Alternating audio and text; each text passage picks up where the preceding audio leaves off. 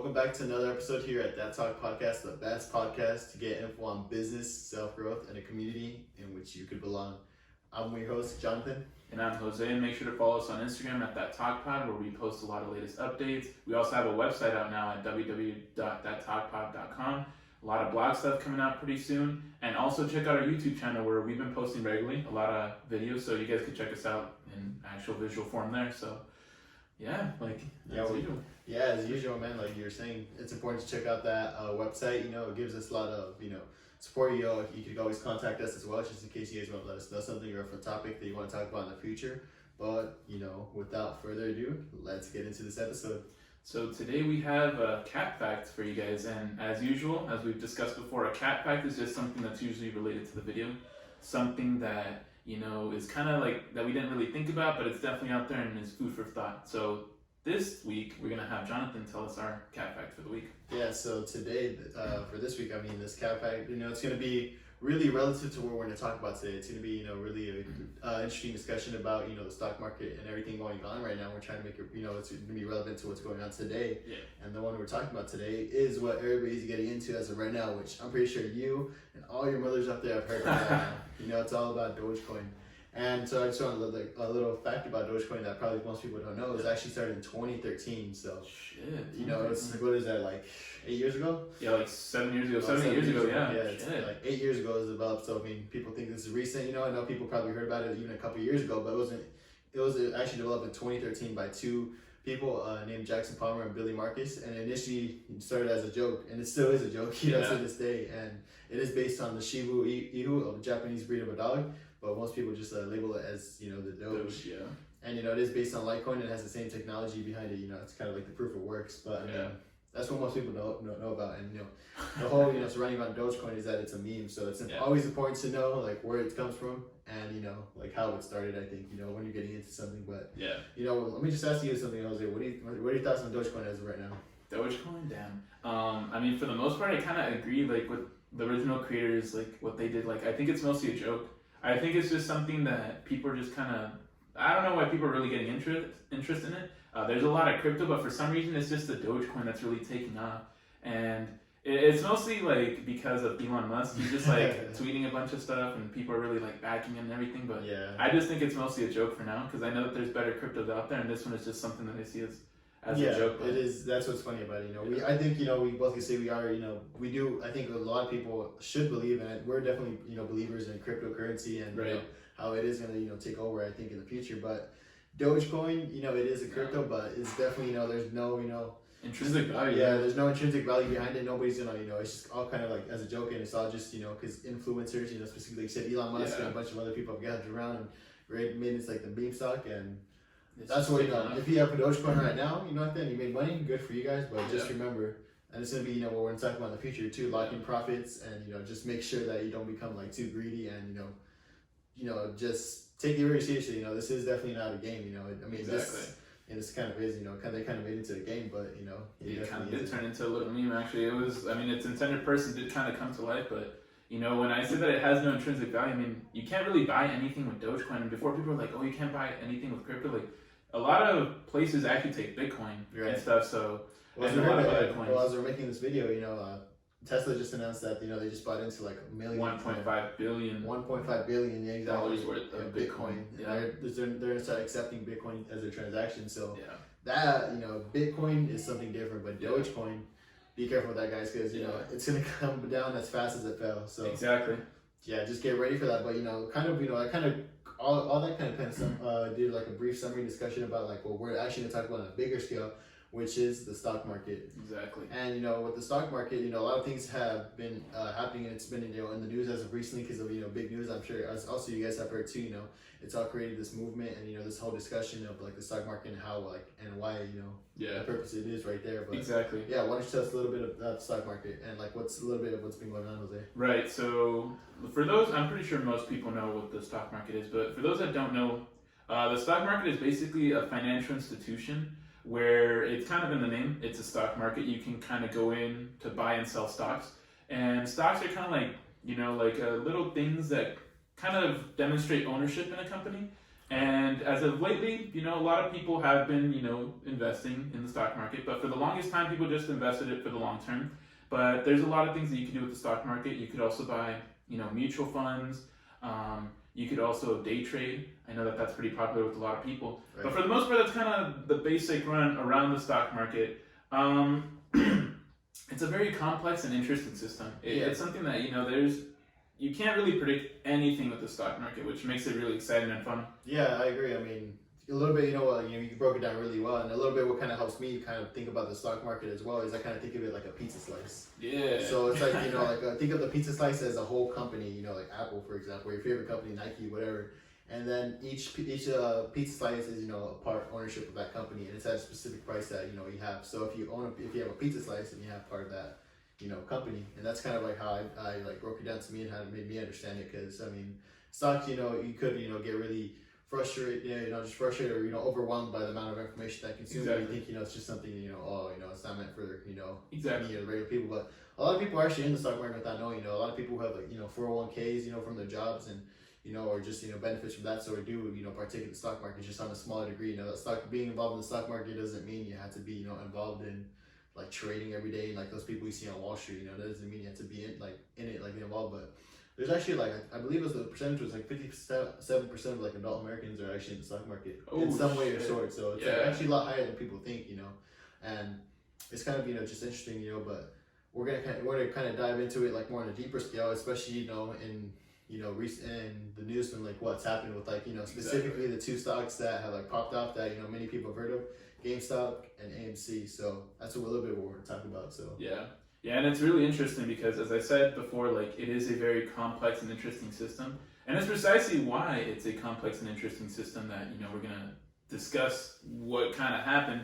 Because what actually recently happened is that in the past few weeks, a lot of stocks have gained traction, as Johnny mentioned, particularly GameStop and AMC. Right. And it's kind of crazy how those stocks kind of came to pop off when, if you think about it, as two guys that kind of look at stuff for what they are, it is kind of crazy to see those stocks that are not really worth much just kind of shoot to the, literally go to the moon. Literally go to the moon. Literally go to the moon, A lot of people have been saying go to the moon. That's one of the biggest sayings, and that's the title of this episode too. Yeah. It's just pretty funny how we think that go to the moon is obviously just a saying and everything, go to the moon. Yeah, literally, and these two stocks just literally surprise everybody. Exactly, because the concept, for those, why people are so surprised with GameStop and AMC, when you invest in a stock, and you hold it, for the long term, you expect, that you have like you said, that intrinsic value within the stock, and you expect, with just based on the projections and where it's going as a company and the future outlook,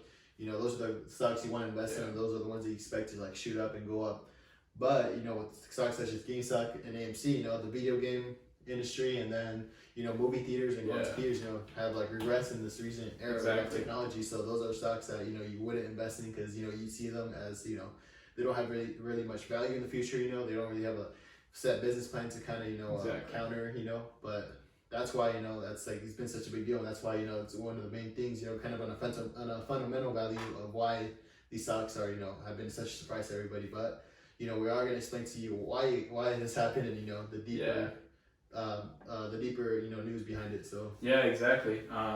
So basically what kind of happened is there's this guy that many of you might not have heard of. He was just kind of somebody that's just kind of in the shadows. Right, but he made a good profit off of this. But this guy's name is Keith Gill. That's his official name, man. On Wall Street Bets, he's actually known as Deep Fucking Value, and on YouTube he's known as Roaring Kitty.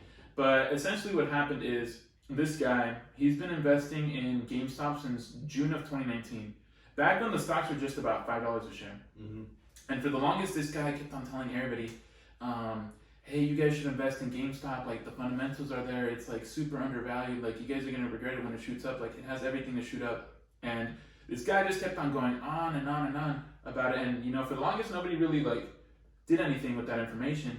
And it wasn't until this past month, January, where people really started to listen. And the reason that they did is because Keith Gill actually noticed that a lot of hedge funds were actually shorting GameStop. And he convinced people that, hey, if we all pull ourselves together and invest in GameStop, we're going to make that stock go to the moon. So essentially what happened is he got a whole group of people convinced, and everybody invested in GameStop, and suddenly, I remember on Friday, the Friday when it happened, it went from $20 to $60. By Monday, it hit around like $200. Yeah, and then after that, I think the highest it came to, like in a couple, like I think within 1 or 2 days, like near 500. You know, like near $500. A little bit less than 500, but that's insane, and that kind of like foreshadows, you know, what this is all about within, you know, the retail traders versus like the institutional traders, exactly. The hedge funds, and you know, the retail traders such as Roaring Kitty. You know, can't believe a guy named Roaring Kitty would be the one to really started moving like that. Yeah, start this movement is taking control, but. You know, the hedge fund guys, you know, obviously don't like, you know, the retail guys, and the retail guys obviously have something against the hedge fund guys. So, kind of just, it was a little personal, you know, we gotta like admit, you know. Yeah, it was a little personal. It was a little personal, and then, you know, a lot of the retail investors gathered up, like you said, and just, you know, brought it to the moon. And then that's the process of when you buy the stock when it's getting shorted. It's called a short squeeze. So that is like the fun, like the technical term. So they short squeeze the stock, and, you know, it just shot up to the moon, and then it made it all over the news, and it kind of started something, you know, bigger than what it was. So it brought up a lot of big discussions, and you know, a lot of good came from it, but also a lot of bad came from it, and it's just a learning lesson and all like points of aspects to like where you look at it. So that's kind of, you know, like the main importance and the significance of like what happened with the GameStop and AMC. Yeah, I agree, and it was just kind of, I mean, at first, like I thought it was really cool to kind of see all of it kind of, you know, happen and go down, but you know, with the days I saw that, you know, it was really kind of turning a little chaotic with people really having to almost like wage war on each other at some point. Right. And it really got to the point where, you know, some of the people that end up saying like hold the line and all this and that, like they were being like chastised and come after, because those same people that told people like hold the line, this and that, they're the same people that told. And all those people that end up holding the line, they lost a lot of money. And, you know, it's just another food for thought. But this guy, Keith Gill, that convinced a lot of people to, you know, invest into GameStop and everything, his initial investment was $53,000.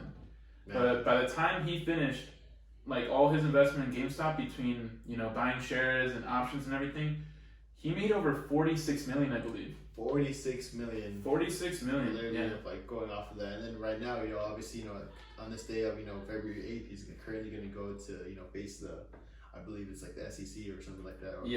Or that's one of those, and then I mean, it's kind of just crazy, you know, because it was partaking kind of like, you know, manipulating the market. So that's like, you know, where it's like dangerous, and there are going to be, you know, repercussions to it. But, you know, it kind of leads to like the bigger discussion of like the power within the stock market. And, you know, like, that's what the main, you know, a lot of people are arguing about, you know, like the retail traders, like, oh, the big guys just, you know, want to keep on, you know, they want to just stop us and regulate it, you know, if it doesn't benefit them.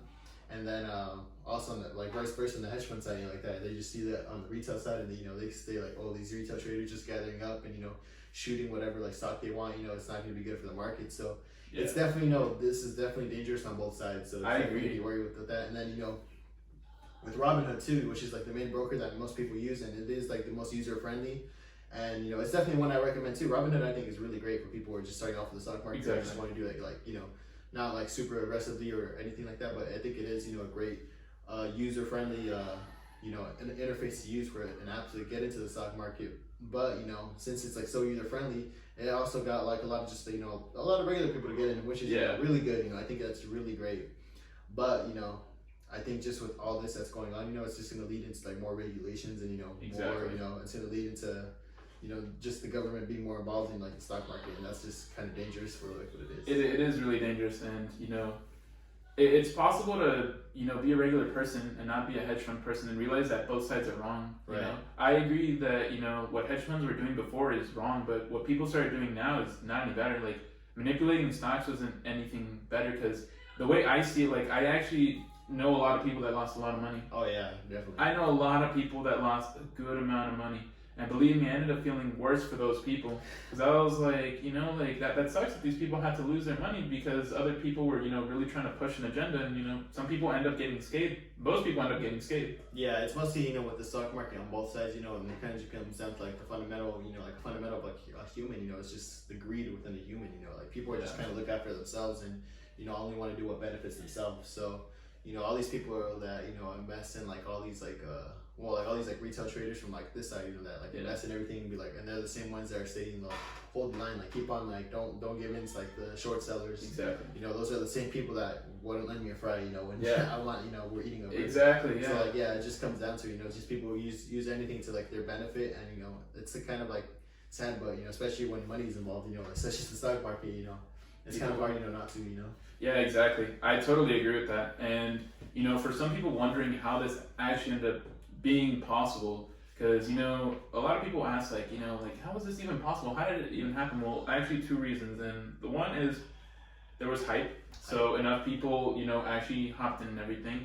That's the presence of social media, and then the social media. Yeah, Reddit, all those social media, all these platforms that you're able to talk about and discuss, that's becoming a big question now, like that. Yeah. And then we've emphasized, like, how many times we talk about social media involving like anything. Exactly. Social media is literally involved in like all our lives and affects like all our lives in like Exactly. some way or another. So hype is something that we always got to watch out for, and then there is a rule within hype that I think you did a good job telling me about earlier about what's the significance of hype within the stock market, and why shouldn't we just like follow the hype? Exactly. Well, as you mentioned it right now, like social media is just kind of created to kind of bring out like certain things out of us, and I think that social media is just kind of something to bring out a reaction out of people. That's why a lot of times when we see certain videos or certain things, like people create a reaction, and people are just very temporary with those reactions. Right. Nobody really stands on things forever, and this was no different really. And the reason why hype is kind of dangerous is because hype has no, as we mentioned with Dogecoin, hype has no intrinsic value. Like just because enough people say something doesn't mean it's the right thing to do, or just because enough people said that this stock is good doesn't mean that you should buy into it. GameStop was no different.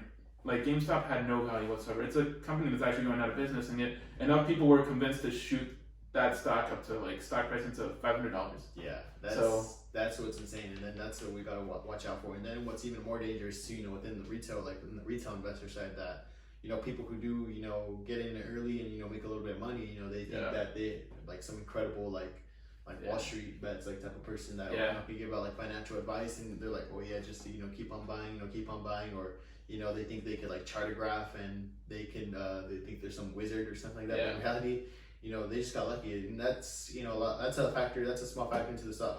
Sometimes it is a huge factor too within the stock market. Getting lucky, but that's like not all what it's about, and that's why it's like dangerous with all this that's going on, because people are becoming financial advisors that couldn't even probably do the multiplication tables. They didn't know anything 2 weeks ago, but literally as the events were unfolding, we had a bunch of people on every social media platform think that they were Warren Buffett. Like literally everybody and their mothers thought that they could give everybody financial advice. They literally thought that they were creating movement, which is, as I said, like it isn't something good to follow, but it's precisely another reason why this was able to unfold and happen, because this movement had strength in numbers. Yeah. Like there was enough people to actually create a movement, a little ripple effect, to kind of like make a statement towards hedge funds. There was enough people driving that price that are willing to, invest into GameStop and do all that. There was enough people that were willing to do that. So that is kind of crazy, but as I said, and as we said before, like in this whole movement, I know a lot of people that, made some money, not a crazy amount of money, not life-changing money, but I know some people that made some money. But yet I also know more people that lost money. Right. And it's precisely for the same reasons. The same reasons, right? Hype, and then just the numbers, just as how there was strength in numbers bringing it up, there's strength in numbers bringing it back down too. Especially with those stocks, that get really like overvalued really quickly. As fast as they come up, they go down. So that's why it's really important to really like just look out for just anything that people just tell you if somebody tells you like, oh, invest in this because like people are making like money and this and that, you really got to be cautious and really think about it too. You see something on Twitter, you see something on social media where it points out like, hey, let me invest in this, or I'm getting in on this. Don't chase the hype. Exactly. And this whole event, like, it turned, as I said, chaotic, and it got to the point where Robinhood had to step in. Right. The government had to step in. There was restrictions placed all around. People were creating petitions to kind of start a lawsuit against Robinhood, and even Robinhood has to testify pretty soon, actually. Yep. It created this whole mess of things that it's just kind of crazy to see, like kind of unfold. Like who would have thought that all these things would have happened? But it's just crazy how when people really get together and want to fulfill an agenda, they'll get it done. But it's social media. Exactly, but it's not necessarily the right thing. And if I'm being honest, I do hope that there are laws put in place where there's no more scenarios of pump and dump. which is a very popular method for both hedge funds and regular retail investors. Yeah, retail investors, Yeah. And then that's why people, and that's why it's important too. I think the regulations are already come with the stocks, but I think why people are asking like, oh, why they're doing it to Dogecoin and nothing's happened. Dogecoin, cryptocurrencies are unregulated. Exactly. They're just unregulated currencies.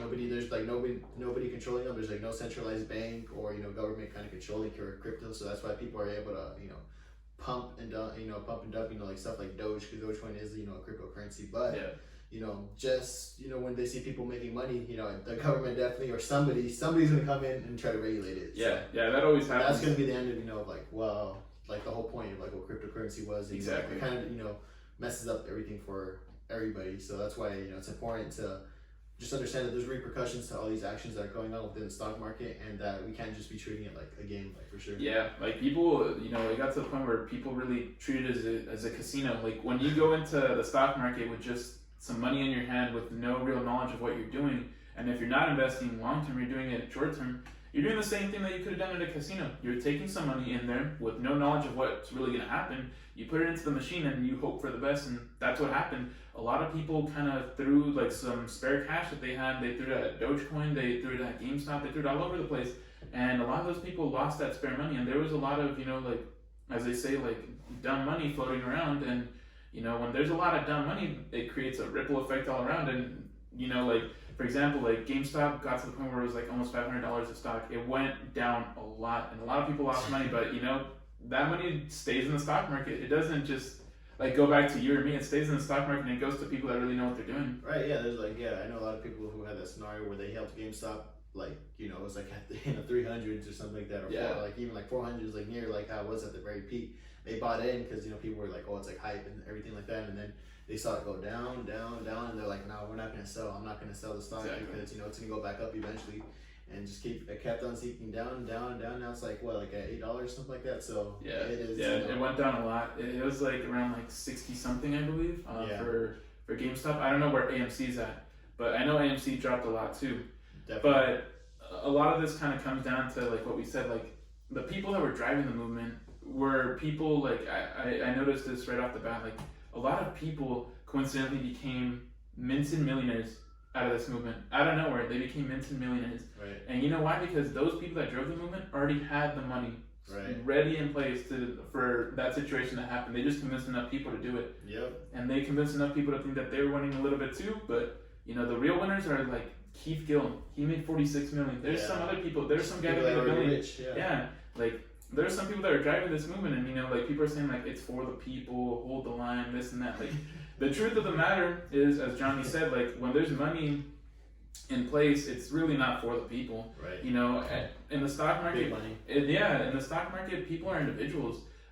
People that I saw, friends that I knew, like there was nobody really doing anything for the people. Everybody was doing it to fill their own pockets. Yeah. So when people say like it's for the people, they should really just say it's for the individual. It's for me. Yeah, exactly. It's for me, for my benefit. Exactly. So that's why nobody's good in this situation. I think everybody kind of learned like the hard lesson. And now we're gonna suffer the consequences of probably just being more regulated in the stock market eventually. And exactly. We're just South Robinhood. There's restrictions on like what type of like how many stocks people could buy, and it's kind of like a sad thing to see. How it kind of became like that. But I mean, that's just what it is. That's where that's what happens. Yeah. That's where the greedy people go, and that's what happens to like the greedy people, and then not also just the people. It's just the government. So it's just greediness on both sides.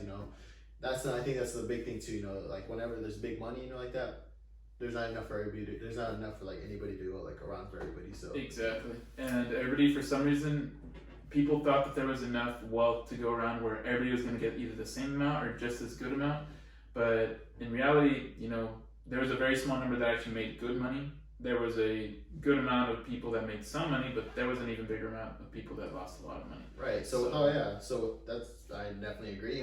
But furthermore, with all this talk, so we want to show you guys and kind of educate you guys on like what you guys can do to actually get involved, properly in the stock market with everything that's coming up, understanding the risk, and to at least when you're investing something, like set it to the side and don't put in all the money that you have like saved up or anything like that. Don't use just like all this money that you can't afford to lose. So without further ado, what do you think, Jose, like how do you think we should educate like what's the best way to get educated on stocks if you're first getting into it, and you know what's the proper way to go about this, and you know get into it, and you know like I said, you know just get into it. Yeah, exactly. So first things first, like I just want to state something like the stock market does have the capability of changing people's lives. That is without a doubt. Yeah, without a doubt. Like it'll change people's lives for the better. It will make you financially free. But what I do think is that to get into the stock market, I do think that there should be some level of education at least. Yeah. Not a crazy amount, but I do recommend that people, just you know, like anything that you would get into. Exactly, you know, like it's like anything, like the more you do it, the better you get at it. And the way you start is, you know, I think people should look up either courses or watch some YouTube videos, or, you know, just find something, read a book, and just kind of educate yourself, you know? Then kind of plan out your schedule and just stay like consistent with it. You know, once you kind of get the whole hang of like how it all works, the next step is figure out your risk. Like how much are you willing to risk in the stock market?